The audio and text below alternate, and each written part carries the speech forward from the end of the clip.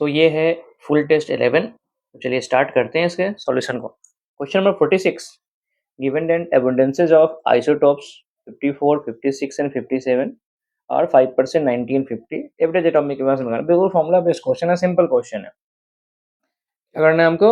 सबके percentage isotopes उसको mass number से मल्टीप्लाई करना है, ठीक है। और ये आ जाएगा 56 इंटू 90 प्लस 57 इंटू 5 और डिवाइडेड बाई टोटल परसेंटेज से कर, ठीक है। तो ये कुछ आता है, मैंने कैलकुलेट कर रखा है 5595 डिवाइडेड बाई 100 दैट इज 55.95। मतलब आंसर क्या हो जाएगा? B. 47, the empirical formula of the compound if M is 68% and remaining 32% oxygen will be। empirical formula of the compound M है 68%, मोलर मास दिया है 34 दिया हुआ, ठीक है। तो देखो एक हो गया M, एक हो गया O, M हो गया 68, ऑक्सीजन हो गया 32, ठीक है। अब अगर आप मोल की बात करोगे तो 68 डिवाइड बाई 34 कितना हो गया? 2 मोल हो गया, ठीक है। और ये भी कितना हो गया? 2 मोल हो गया। तो रेशियो निकालेंगे तो 1:1 आएगा, मतलब फॉर्मूला हो जाएगा MO। 48, the wave number which correspond to electromagnetization of 600 nanometer, ठीक है। तो wave number is 1 by lambda, ठीक है। 1 by lambda is 600 into 10⁻⁻9 metre. But option देखो सारे ही पर सेंटीमीटर में है, मतलब मुझे इसे सेंटीमीटर में कन्वर्ट करना पड़ेगा। That is 1/600 into 10⁻⁻9 into 10⁻² centimetre. अब यहाँ से आप क्वेश्चन सॉल्व करोगे तो आपको आंसर ए आएगा। याद रखना, सेंटीमीटर में कन्वर्ट नहीं करोगे क्वेश्चन गलत हो जाएगा, बिकॉज ऑप्शन में सेंटीमीटर में है, अगर ऑप्शन में मीटर होता तो हो जाता आपका काम। 14, which are the following set of quantum number represent the highest energy, मतलब n प्लस एल को मैक्स करना पड़ेगा, और अगर n प्लस एल सेम हुआ तो n को हाई होना पड़ेगा। तो ये हो गया n प्लस एल 3, ये हो गया 4, ये हो गया 5 और ये हो गया 4। तो आंसर क्या बनेगा? C. 50, the noble gases exhibit very low chemical reactivity due to unavailability of valence electron, नहीं, गलत है। स्टेबल कॉन्फ़िगरेशन, सही बात है। Availability of large number of valence electron, नहीं, ऐसा कुछ नहीं है। हाफ फिल्ड कॉन्फ़िगरेशन, नहीं, फुल फिल्ड होता है। तो आंसर क्या बनता है? B. 51, which is not similar characteristics about the electronic configuration of beryllium, magnesium and calcium। Okay, सब एक ही ग्रुप का है, सबका कॉन्फ़िगरेशन NH2 फॉलो करता है, ठीक है। All the atoms have pair of s electron in the outermost energy shell, सही बात है। All the atoms contain a pair p electron in their outermost energy level, नहीं, सबका NH2 ही है, Np2 तो किसी में नहीं होता, ठीक है। All are alkaline earth metal, सही बात है। All are of second group, सही बात है। तो क्या पूछा था इसने? नॉट। आंसर क्या हो जाएगा? B. 52, Na plus and Al3 plus are isoelectronic, but the ionic radii of Al3 plus is smaller than Na plus, सही बात है। The nuclear attraction on the outermost electron of Al3 plus is greater than that of Na plus, ये भी सही बात है। Size छोटा इसलिए है because nuclear force of attraction क्या है? ज्यादा है। तो करेक्ट एक्सप्लेनेशन हो गया। तो 52 का आंसर क्या हो जाएगा? ए। 53, which reagent can be used to distinguish between chlorobenzene and benzyl chloride? अब देखो क्लोरोबेंजीन का मतलब हो गया बेंजीन रिंग से क्लोरीन डायरेक्टली अटैच्ड है, और बेंजाइल क्लोराइड का मतलब है बेंजीन रिंग से CH2Cl है। दोनों में फर्क है, ये हो गया एराइल, ये हो गया बेंजाइल। यहाँ पे हम रेजोनेंस कर सकते हैं, यहाँ पे रेजोनेंस नहीं होगा। तो डिस्टिंग्विश करना, Br2CCl4 दोनों में से कोई रिएक्ट नहीं करेगा बिकॉज ये एलिफैटिक, ये अल्कीन्स का रिएक्शन है, एरोमेटिक का रिएक्शन नहीं है। AgNO3 कर सकता है बिकॉज जहां भी स्टेबल कार्बोकेटायन बनेगा वहां पे Ag प्लस Cl- को रिमूव कर देगा, तो यहाँ पे प्रेसिपिटेट हो सकता है, ठीक है, लेकिन ये प्रेसिपिटेट नहीं देगा। टॉलेंस रिएजेंट, इन दोनों में से किसी का भी टेस्ट नहीं है। H2PD, इन दोनों में से अगर रिएक्ट होगा भी तो दोनों होंगे, नहीं तो दोनों में से कोई रिएक्ट नहीं होगा बिकॉज एरोमेटिक सिस्टम जो होता है वो हाई टेम्परेचर और प्रेशर पे ही रिएक्ट करता है। तो आंसर क्या बनेगा? बी। बेसिकली AgNO3 जो है वो टेस्ट ऑफ हैलाइड आयंस है, तो जहां पे Cl- सबसे इजीली लॉस होगा, और Cl- सबसे इजीली वहीं लॉस होगा जहां पे कार्बोकेटायन सबसे स्टेबल बनेगा, तो वो बी में होगा। ये वाला तो हो ही नहीं सकता। 54 विच of the following salt will produce a basic solution when dissolve in water. अब देखो सॉल्ट से बेसिक बनाना है मतलब आपको क्या बनाना पड़ेगा, weak acid plus strong base का सॉल्ट होना चाहिए। तो NaCl जो है वो किससे बना होगा, NaOH से बना होगा, NaOH से बना होगा और HCl से बना होगा, दोनों ही स्ट्रॉन्ग है तो इससे तो काम नहीं बना। NH4Cl ये बना होगा NH4OH से एंड HCl से, तो ये तो स्ट्रॉन्ग है लेकिन स्ट्रॉन्ग एसिड है, आपको क्या चाहिए, वीक एसिड चाहिए, ये भी नहीं होगा। ये बना हुआ है CH3 CO2H से एंड NaOH से, तो ये आपका हो गया स्ट्रॉन्ग बेस और ये आपका हो गया वीक एसिड, तो यहाँ से काम हो जाएगा।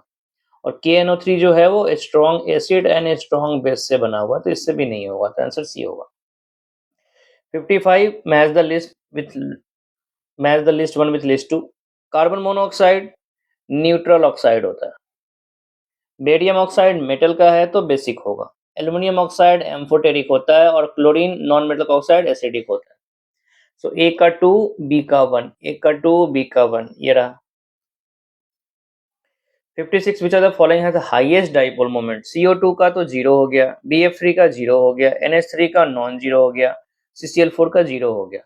पॉइंट ये है कि अगर आपका बॉन्डेड एटम सेम है, अगर आपका बॉन्डेड एटम सेम है और सेंट्रल एटम पे लोन पेयर नहीं है तो डाइपोल मोमेंट 0 होता है। 57 what amount of energy is released in the combustion of 5.8 gram of C4H10। अब यहाँ पे डेल्टा एच दिया गया, डेल्टा एच रिएक्शन का है, कंबशन का नहीं है। यहाँ पे 2 मोल है, ठीक है, तो जब आपके पास 2 मोल है तो एनर्जी कितना रिलीज हुआ, 5756। अब यहाँ पे लिखा है 5.8, 5.8 का मतलब हो गया इसके कंपाउंड के लिए दिया गया, मतलब ये 0.1 मोल हो गया, ठीक है। तो 2 मोल से इतना है तो 1 मोल से कितना हो जाएगा, इसका हाफ हो जाएगा, तो 2878। अब आपसे क्या पूछा गया, 0.1 मोल के लिए, तो अगर 1 मोल की जगह पे 0.1 मोल हो गया तो ये 278 की जगह पे क्या हो जाएगा, 287.8 ऐसा हो जाएगा। 58 which are the following is not correct. Delta G 0 at equilibrium सही है, delta is negative for spontaneous सही है, delta is negative for spontaneous, sorry,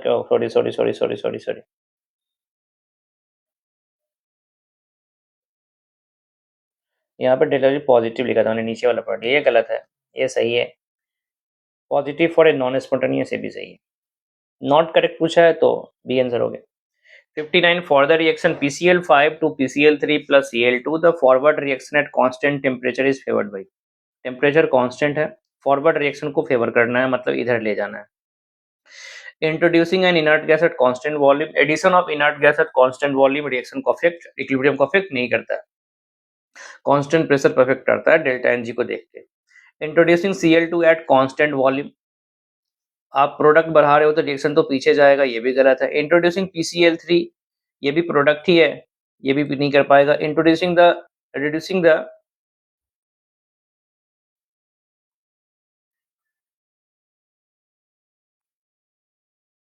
एक मिनट, यहाँ पे आपके पेपर में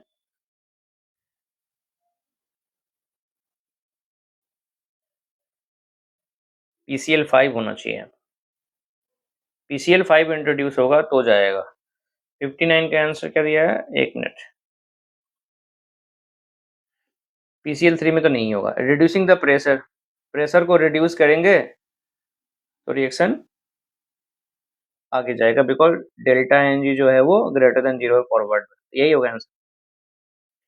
60 according to Bronsted Lowry concept of acid and basis एक conjugate acid base pair can exist as, ठीक है। अब यहाँ पे हमें पकड़ना है कंजुगेट एसिड बेस, तो ये रहा हमारा स्पेसिस HSO4 कंजुगेट एसिड। ध्यान रखना अगर कंजुगेट एसिड बनाना है, कंजुगेट एसिड बनाना है तो आपको H+ ऐड करना पड़ेगा, ठीक है, आपको H+ ऐड करना पड़ेगा, और अगर आपको कंजुगेट बेस बनाना है तो एक H+ लॉस करना पड़ेगा। तो HSO4 में ऐड किया, H2SO4 हो गया, एक हटाया, सही है। H2CO3 में H+ ऐड करना था तो ये गलत हो गया। HS में एक ऐड करना था, क्या काम करेक्टली मैच्ड है, तो ये वाला गलत हो गया, ठीक है। और यहाँ पे ये H2O4 ये सही है, और H2O4 में हटाना था तो ये गलत हो गया। आंसर क्या बनता है? ए। जब भी आपको कंजुगेट एसिड बनाना है तो आप उसको H प्लस ऐड कर दो, और कंजुगेट बेस बनाना है तो आप H प्लस को रिमूव कर दो। 61 the decreasing order of oxidation number of Mn in the given compound, तो KTMnO4 में हो गया +6, ये हो जाएगा +5, ये हो जाएगा +7 और ये हो जाएगा +2। तो सबसे ज़्यादा हो गया 3 में, फिर हो जाएगा 1 में, 3 1 2 4, 61 का आंसर सी हो गया। 62 विच of the following is homocyclic alicyclic, तो होमोसाइक्लिक एलिसाइक्लिक यही है। एलिसाइक्लिक उसको बोलते हैं जो कार्बन का रिंग होता है, और होमोसाइक्लिक का भी मतलब वही है। एलिसाइक्लिक मीन्स रिंग, ठीक है, और होमोसाइक्लिक में केवल कार्बन का, तो आंसर बी हो गया। Among the following which one is an isomer of ethanol? Isomer बोला है मतलब मॉलिक्यूलर फॉर्मूला सेम रखना पड़ेगा। एथेनॉल 2 कार्बन, मेथेनॉल नहीं हो सकता। एसीटोन में डबल बॉन्ड होता है और एथेनॉल में नहीं होता है, तो डिग्री ऑफ अनसैचुरेशन का डिफरेंस है। डाई इथाइल ईथर नहीं होगा, 4 कार्बन हो गया। डाई मिथाइल ईथर हो सकता है। 64 relative stability of following carbocation will be in the order, तो यहाँ पे ये प्लस आर लगाएगा, ये प्लस एस लगाएगा, और इसमें कुछ नहीं है, क्या हो जाएगा? CBA। 64 का आंसर ए हो गया। 65 a compound with a molecular formula of C6H14 has 2 tertiary carbon, its IUPAC name is C6H14। पहले चेक कर लो कहाँ कहाँ पे 6 है, यहाँ 6 है, 2 मिथाइल पेंटेन इसमें है, 2,3 डाइमिथाइल ब्यूटेन इसमें है, 2,2 डाइमिथाइल ब्यूटेन इसमें भी 6 है। नॉर्मल हेक्सेन में तो टर्सरी कार्बन ही नहीं होगा, तो खत्म हो गया। 2 मिथाइल पेंटेन में एक ही टर्सरी होगा, 2,3 डाइमिथाइल ब्यूटेन में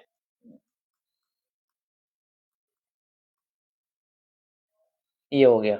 इसमें क्या लिखा है? 2 टर्सरी कार्बन, तो ये रहा और ये रहा। एंड 2,2 डाइमिथाइल में एक भी टर्सरी नहीं होगा, तो यही आंसर होगा, सी होगा। 2,2 डाइमिथाइल में क्वाटरनरी आ जाएगा, यहाँ भी CH3 है और यहाँ भी CH3 है। 66 a first order reaction takes 40 minutes from 30% decomposition of a reactant. A first order reaction takes 40 minutes for 30% decomposition of a reactant. What is the half life? 40 minutes लग रहा है 30% के लिए, ठीक है, तो निकालना पड़ेगा हाफ लाइफ, मतलब के निकालना पड़ेगा। तो पहले के निकाल लेते हैं। 2.303 टी हो गया 40 इंटू लॉग 100 बाई 30% डिकम्पोज हुआ, मतलब 70% बचा हुआ है। तो 2.303 बाई 40 इंटू लॉग 100 मतलब 10/7, लॉग 10 हो गया 1, 7 हो गया 0.8, मतलब 0.16। तो अगर इसको मैं 4000 कर दूँ तो ये 16 हो जाएगा, तो ये गया 1000 टाइम्स और ये हो गया 4 टाइम्स, तो 4 टाइम्स का मतलब हो गया 12 बाई 1000। तो के हमें निकल गया इतना। अब हमें टी हाफ निकालना है, so T half is equal to 0.693 divided by 9.212, और ऊपर में हो गया 1000, तो 693 बाई 9.2, एप्रेजिम कर लेते हैं। तो ये हो गया 77 के आसपास, तो दिखाई दे रहा है साफ साफ ही मुझे। 70 के आसपास का ऑप्शन क्या है? एक ही है ऑप्शन, क्या दिया हुआ है इसका? यही होगा। Consider the given reaction B N A R. अब ये हो गया लिंडलर्स कैटलिस्ट और ये हो गया बर्च रिडक्शन, तो इसमें सिस बनेगा और इसमें क्या बनेगा? ट्रांस बनेगा। दोनों का मॉलिक्यूलर फॉर्मूला तो सेम ही है। क्या होगा? बी एन ए आर, तो ए हो गया सिस, अच्छा बी एन ए पूछा है इसने, तो बी हो जाएगा ट्रांस और ए हो जाएगा सिस, तो आंसर क्या हो जाएगा? बी। 67 का आंसर हो जाएगा B. 68 the major product obtain when phenol is treated with chloroform and aqueous NaOH। Phenol को आप क्लोरोफॉर्म और NaOH से रिएक्शन करा रहे हो तो क्या बनेगा? ये तो हो गया राइमोटैमर रिएक्शन, मतलब क्या बनेगा? सैलिसिलिक एल्डिहाइड बनेगा। 68 का आंसर क्या हो जाएगा? B. Consider the following reaction sequence. यहाँ पे ए जो है वो क्या बनेगा? वो बेंजीन बनेगा, ठीक है। बी क्या है?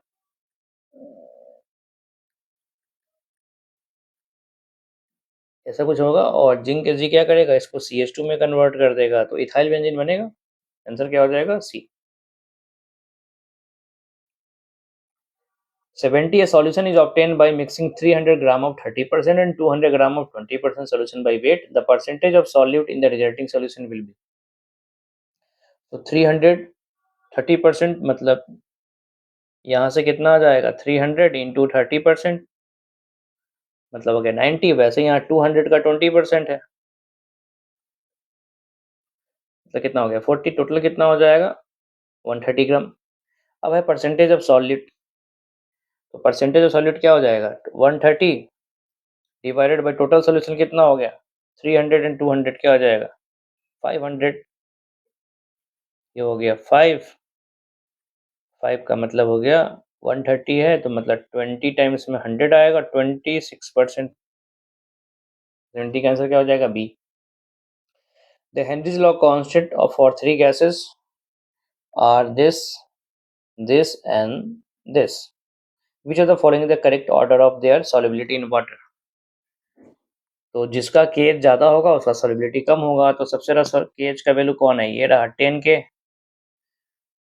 तो Y सबसे पीछे, और सबसे कम कौन है X। तो आंसर हो जाएगा XZY। X का ज़्यादा होगा Z का, means KH inversely proportional to solubility। तो X greater than Z greater than Y कौन सा है, B. 72 which of the following is the strongest reducing agent।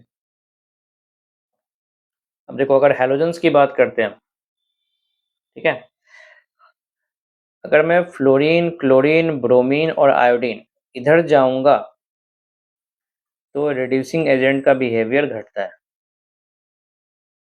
Sorry, उल्टा लिख दिया मैंने, इग्नोर किया। डाउन द ग्रुप ऑक्सीडाइजिंग का बिहेवियर घटता है, तो ऑब्वियस ये बात है रिड्यूसिंग का क्या होगा, इंक्रीज होगा। फ्लोरीन हमेशा -1 में रहना चाहता है, तो -1 से चेंज होने की कोशिश नहीं करेगा। तो आयोडीन सबसे खराब ऑक्सीडाइजिंग एजेंट है, तो सबसे अच्छा रिड्यूसिंग एजेंट होगा, इसलिए आंसर क्या हो जाएगा डी। इसलिए याद करो ऑर्गेनिक में बार बार हम HI यूज करते हैं। HI मतलब I- बहुत स्ट्रॉन्ग रिड्यूसिंग एजेंट होता है। 73 बहुत आसान क्वेश्चन, आइसोथर्मल मतलब delta T0 adiabatic, Q0 isobaric, delta P0 isochoric, delta V0। So A का 2 B का 3, A का 2 B का 3, A का 2 B का 3, ये यहीं पे है, तो 73 का आंसर क्या हो जाएगा A। 74 consider the following reaction. Rate law पूछा है। अब देखो इन दोनों को अगर आप कंपेयर करो तो ये दोनों तो सेम ही हो गया, मतलब इसका अफेक्ट होगा नहीं, और ये क्या हो गया 2 टाइम्स हुआ, और रेट भी कितना हुआ 2 टाइम्स हुआ। इसका मतलब है आपका CH3Cl के लिए ऑर्डर कितना हो गया 1 हो गया। अब सपोज मैं इन दो को देखो तो ये दोनों तो सेम ही रह गया, और ये क्या हो गया 2 हो गया, और ये कितना हुआ 4 हुआ, मतलब 2 का पावर हम 2 करेंगे तभी तो 4 आएगा, मतलब H2O के लिए पावर क्या आ जाएगा 2। तो CH3Cl के लिए 1 और H2O का पावर 2, तो आंसर क्या हो जाएगा सी। 75 spin only magnetic moment is same for which of the following ions। तो टाइटेनियम 3+, तो टाइटेनियम होता है 4s2 3d2, तो एक बच गया मतलब √3। क्रोमियम 2+, क्रोमियम होता है 4s1 3d5, 6 था 2 चला गया 4 बचेगा, 4 का मतलब है √24। Mn2+ में d5 होता है मतलब √35। Fe2+ में 4 अनपेयर्ड होता है मतलब √24, और स्कैंडियम 3+ में 0। सेम पूछा था तो कौन हो गया बी और डी हो गया। 76 in order to produce the effective collision the colliding molecule must have a certain minimum amount of energy। सही बात है, ये प्रॉपर ओरिएंटेशन सही बात है, both threshold energy and proper ये ज़्यादा बेटर बात है, एनर्जी इक्वल टू और ग्रेटर देन थ्रेशोल्ड एनर्जी वो तो बात हो ही चुका है, मिनिमम एनर्जी की बात हो चुका है, तो सबसे बेटर ऑप्शन कौन है सी है। इसने ये नहीं पूछा है सबसे अच्छा फैक्टर क्या है, इसने पूछा है आपको इफेक्टिव कॉलिजन को इफेक्टिव करना है तो क्या क्या हो सकते हैं, तो जो सबसे बेटर ऑप्शन है वो कौन है सी है। 77 होमोलेप्टिक कॉम्प्लेक्स, होमोलेप्टिक का मतलब जहाँ पे सारे लिगेंड्स क्या होंगे, सेम होंगे। फ्रॉम द फॉलोइंग कॉम्प्लेक्सेस, यहाँ देखो डाईअमीन और क्लोरिडो दो टाइप के लिगेंड हो गए, और नाइट्राइटो तीसरा टाइप हो गया। यहाँ पे है पेंटाअमीन कार्बोनेटो दो टाइप का हो गया। यहाँ पे है ट्राईअमीन ट्राई एक्वा दो टाइप का हो गया। यहाँ पे है पोटेशियम द काउंटर है, ट्राई ऑक्सिलेटो केवल एक टाइप का लिगेंड है, तो यही आंसर होगा। Homoleptic means in when all the ligands are same.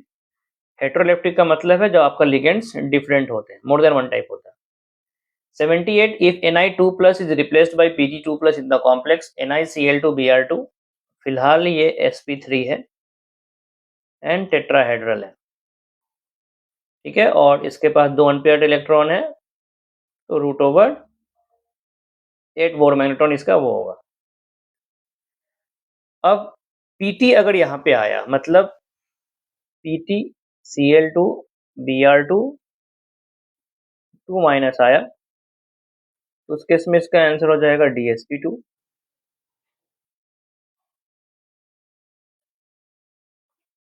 और फिर ये हो जाएगा स्क्वायर प्लेनेट, ठीक है, और 0 बोर मैग्नेट्रॉन हो जाएगा। अब पूछा है which of the following properties are expected to get change. Geometry change हुआ, ज्योमेट्रिकल आइसोमेरिज्म चेंज हुआ। पहले वो टेट्राहेड्रल था, टेट्राहेड्रल में नहीं होता है, स्क्वायर प्लेनर में होता है। ऑप्टिकल आइसोमेरिज्म दोनों में से किसी में नहीं होगा। मैग्नेटिक प्रॉपर्टी चेंज हुआ है, तो ए बी डी आंसर हो गया। 79 1 mole of CONH3 whole 5 Br3 gives 3 mole of ions. 1 mole of this react with 2 moles of AgNO3, मतलब दो ब्रोमीन बाहर है, तभी AgBr बन रहा है 2 मोल। तो कॉम्प्लेक्स दो Br वाला देखो कौन सा है, यहाँ पे एक है, ये दोनों ऑप्शन तो एक ही है, इसमें दो है और इसमें एक भी नहीं है, तो यही होगा। 79 का आंसर क्या हो जाएगा, C. Which of the following is an example of vicinal डाइहाइड। विस्नल डाइहाइड का मतलब है एडजेसेंट पोजीशन होना चाहिए। डाइक्लोरोमीथेन में तो एक ही कार्बन है, होगा नहीं। 1,2 डाइक्लोरोइथेन हो सकता है। इथाइलिडीन, इथाइलिडीन का मतलब हो गया जेमिनल, एक ही कार्बन पे CH3 CHCl2, ये हो गया CH3 CHCl2, ये हो गया। लास्ट टेस्ट में मैंने पूछा भी था इथाइलिडीन क्लोराइड, फॉर्मूला लिख के दिया था। एलाइल क्लोराइड तो मोनोहेलाइड हो गया, तो आंसर क्या बना, B. 81 during reaction no bond of stereocenter is broken and product has same configuration, such reaction proceed with। देखो अगर आपने बॉन्ड नहीं तोड़ा है तो आपका जो कॉन्फ़िगरेशन है वो रिटेन रहेगा, तो इन्वर्जन ऑफ कॉन्फ़िगरेशन तो होगा नहीं, रेसिमाइजेशन होगा नहीं, रिटेंशन ऑफ कॉन्फ़िगरेशन होगा। तो 81 का आंसर क्या हो जाएगा, सी। 82 among the following rules the one which is applied in the given reaction। Alcoholic KOH है, अल्काइल हैलाइड है, मतलब डी हाइड्रो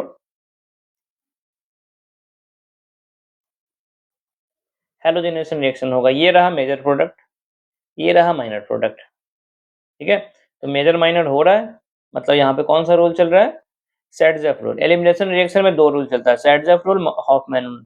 अगर सैडजेफ रूल फॉलो हो रहा है तो मोर सब्स्टिट्यूटेड, बिकॉज इसके पास 6 अल्फा एच है और इसके पास 2 अल्फा एच है। मोर सब्स्टिट्यूटेड अगर मेजर है तो सैडजेफ है, अगर ये होता मेजर तो फिर ये होता हॉफमैन। मार्कोनिकॉफ रूल और खरास इफेक्ट जो है वो electrophilic addition, depending on carbocation अगर हो तो इलेक्ट्रोफिलिक एडिशन, और अगर फ्री रेडिकलेशन होगा तो खरास इफेक्ट होता है। तो ये दोनों एडिशन का है और ये दोनों एलिमिनेशन का है, ये दोनों एलिमिनेशन का है और ये दोनों एडिशन का है। तो आंसर क्या बनेगा, A. 83 the major product of the following reaction. अब देखो एक्वस NaOH बेस है, जो एसिडिक है उसके H को ले जाएगा, ठीक है, तो ये बन गया PH, यहाँ पे CH3 और इधर में क्या आएगा O-। अब ये बन चुका है न्यूक्लियोफाइल। नेक्स्ट में CH3I, तो इसके साथ जाके वो CH3I में से I को हटा के वहां पे OCH3 बन जाएगा। तो ऐसा ऑप्शन ढूंढो जिसमें CH3 हो, ऑर्थो पे OCH3, मतलब एनिसॉल बनने वाला है। कौन रहा, सी। 83 का आंसर हो गया सी। 84 the molecular formula of second homologue in the homologous series of monocarboxylic acid. Molecular formula पूछा है सेकंड होमोलॉग का। अब मोनोकार्बोक्सिलिक एसिड का जो फर्स्ट मेंबर है वो है फॉर्मिक एसिड, और जो सेकंड है उसमें CH2 ऐड कर दो तो बन जाएगा CH3CO2OH। ये रहा आपका फॉर्मूला। C 2 बार हो गया, हाइड्रोजन 4 बार हो गया और oxygen 2 bar, C2H4O2। 85 reaction by which benzaldehyde can not be prepared. ठीक है, टोलिन को क्रोमाइल क्लोराइड किया है, हाइड्रोलिसिस किया है, बन जाएगा इटार रिएक्शन है। बेंजोइल क्लोराइड H2 BSO4, ये हो गया रोडेनमल रिडक्शन, बन जाएगा। C6H5CO प्लस HCl, ये आपका हो गया, इस रिएक्शन का नाम था गैटरमैन रिएक्शन, ये भी होगा। और ये है एसिटोफेनॉन प्लस जिंक, ये हो गया क्लेमेंसन, नहीं ये जिंक क्लेमेंसन रिडक्शन हो गया। क्लेमेंसन रिडक्शन में इसमें तो आपको इथाइल बेंजीन मिलेगा, CO कन्वर्टेड इनटू CH2, ये वाला है, तो यही आंसर है, इसमें नहीं बन पाएगा आपका benzaldehyde. 86 the hybridization and geometry of amines are sp3 and pyramidal respectively due to presence of। तो हाइब्रिडाइजेशन क्या पूछा, divalent nitrogen atom, monovalent, trivalent, tetravalent nitrogen atom. तो sp3 तो टेट्रावैलेंट में ही होगा, लेकिन टेट्रावैलेंट 4 बॉन्ड तो बनाता नहीं है। नाइट्रोजन क्या करता है, sp3 है बिकॉज उसके पास 3 बॉन्ड पेयर और एक, कितने बॉन्ड बना रहा है, 3, ये वाला आंसर होगा, ट्राइवैलेंट वाला होगा, टेट्रावैलेंट कार्बन में होगा। The reagent with which glucose does not react to give the corresponding test। Tollens test देता है, स्कीफ reagent नहीं देता है, SCN देता है, NH2OH देता है, सोडियम हाइड्रोजन सल्फाइड नहीं देता है। ये NCERT का डायरेक्ट स्टेटमेंट है कि स्कीफ टेस्ट और सोडियम हाइड्रोजन सल्फाइड टेस्ट नहीं देता due to lack of significant amount of free aldehyde group. Answer क्या हो जाएगा, BNE। 88 the most stable carbanion among the following is। the most stable carbanion among the following is। stable पूछा है तो यहाँ पे रेजोनेंस हो रहा है, यहाँ भी रेजोनेंस हो रहा है, लेकिन ये प्लस R लगा रहा है और ये माइनस R लगा रहा है, यही होगा। जितना स्ट्रॉन्ग इलेक्ट्रॉन विड्रॉइंग ग्रुप होगा उतना बेटर होगा। 89 for the cell Zn to Zn2 plus Zn2 plus to Zn delta GH negative.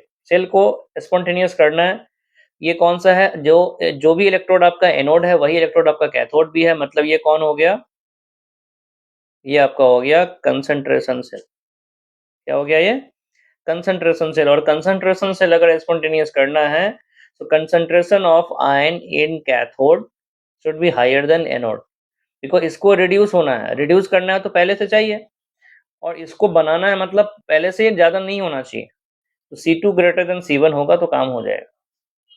concentration of ion in cathode should be greater than concentration of ion in anode।